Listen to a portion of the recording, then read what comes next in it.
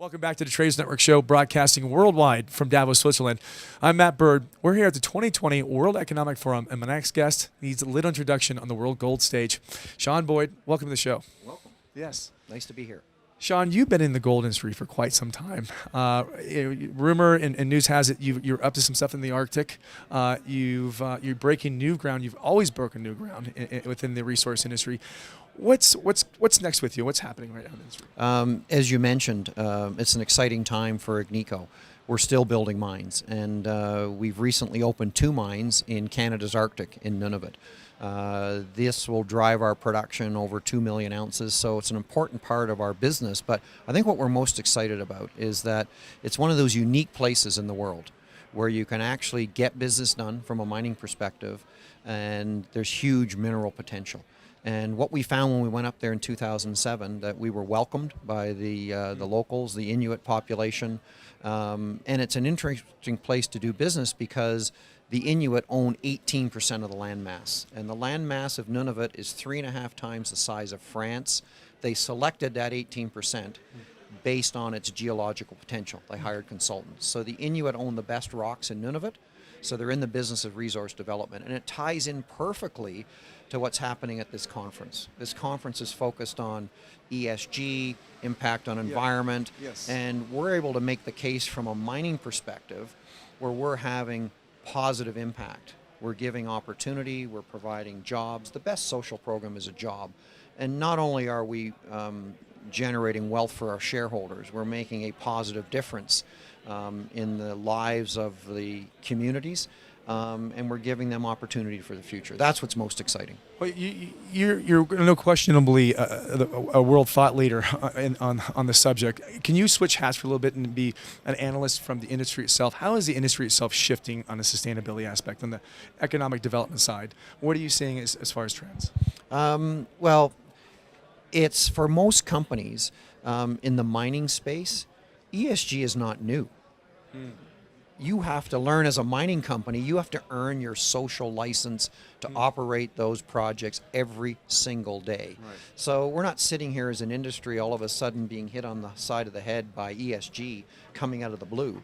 That's what we live with every single day. There's no question that there's bad actors in every industry, and unfortunately industries get tarred by the bad actors. But for the most part, one of the benefits of being a mine builder and a mine operator and going into remote parts of the world where there aren't really good opportunities is that you get to make those impacts and have those positive impacts. So we're here in Davos to tell that story because that story isn't well told and it needs to be told. What could other mining organizations out there be doing to become more like Nico? I think there are a lot that are like Agnico. We're just not hearing those stories because it's a good news story. But when you think about mining, and particularly now, it's a tough business, particularly the gold business. It's an industry that is having a tough time growing its output. Why? Because the easy deposits have been discovered. Where the deposits are being found now, they're in remote parts of the world.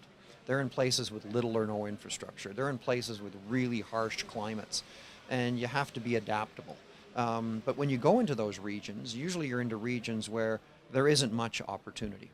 And so what you're able to do is not only are you bringing opportunity, but you're bringing an ability to train and have people learn skills.